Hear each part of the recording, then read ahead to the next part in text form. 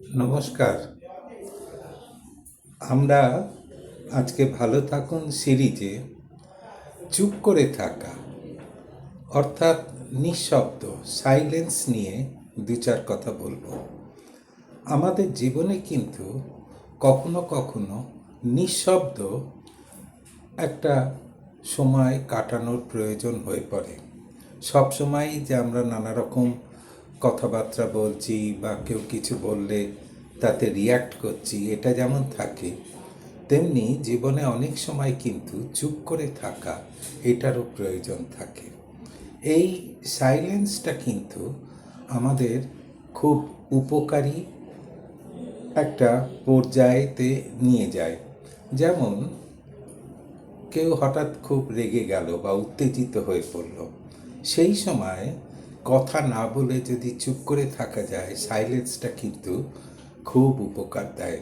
তাতে কিন্তু সম্পর্ক অবনতি ঘটে না এবং পরিবেশটাও অনেক ভালো থাকে।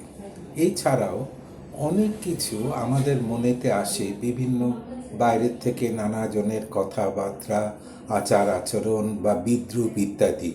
সেখানে যদি আমরা চুপ করে যাই তাহলে কিন্তু আখেরে আমাদেরই লাভ হয়, এটা কিন্তু বুঝতে হবে। এছাড়া সাইলেন্স থাকাটাও কিন্তু নিজের মনের যে ক্ষমতা, মনের যে ভাবনা চিন্তার জায়গা, সেটাও কিন্তু বাড়াতে অনেকখানি সাহায্য করে।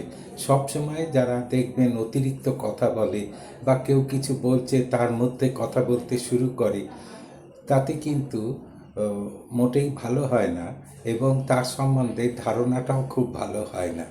দেখবেন আজকাল টিভিতে, মিডিয়াতে, এই যে বিভিন্ন চ্যানেলে যখন আলোচনা সভা ইত্যাদি হয়, কেউ একটা কথা বলছে, আরেকজন তাতে বলতে শুরু করলো বা তাকে বাধা দিল, সেটা কিন্তু মোটেই শ্রুতিমধুর হয় না এবং যারা দর্শকেরা দেখে তাদেরও ভালো লাগে না।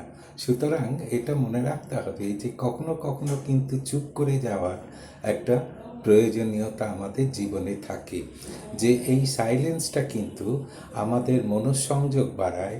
যদি চুপ করে থাকা যায় একটা সময়, তাহলে কিন্তু আমরা মনঃসংযোগ যেমন বাড়ে, তেমনি কোনো জিনিসে ফোকাস করতেও আমাদের সাহায্য করে। সুতরাং কখনো কখনো কিন্তু চুপ করে যাওয়াটা আমাদের খুবই প্রয়োজনীয় হয়ে পড়ে। নমস্কার।